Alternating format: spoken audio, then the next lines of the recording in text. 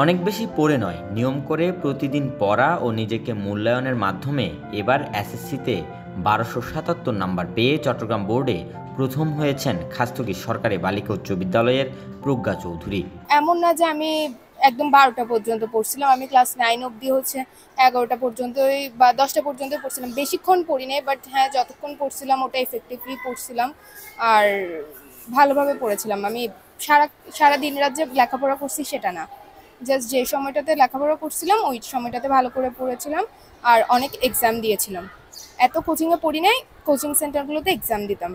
রবিবার রেজাল্ট প্রকাশ হবে, তাই মা উমাকেও সাথে নিয়ে এসেছেন প্রজ্ঞা। নিজের এই সফলতার পিছনে কৃতিত্ব দিলেন মা, বাবা ও শিক্ষকদেরকে। আসলে সব মা বাবা সকল শিক্ষক সকলেরই অবদান আছে, তো সকলের সম্মিলিত প্রচেষ্টাতে আসলে রেজাল্টটা সম্ভব হয়েছে। মা উমা দাস পেশায় একজন শিক্ষিকা, যে খাতিরে বরাবরই মেয়ের পড়ালেখা নিয়ে করেছেন তদারকি। 12ই মে বিশ্ব মা দিবসে জীবনের সেরা উপহার পেয়েছেন বলে জানান তিনি। আমার সেরা উপহার আজকের দিনের, আমার লাইফের বলতে পারেন, আমার লাইফের সেরা উপহার।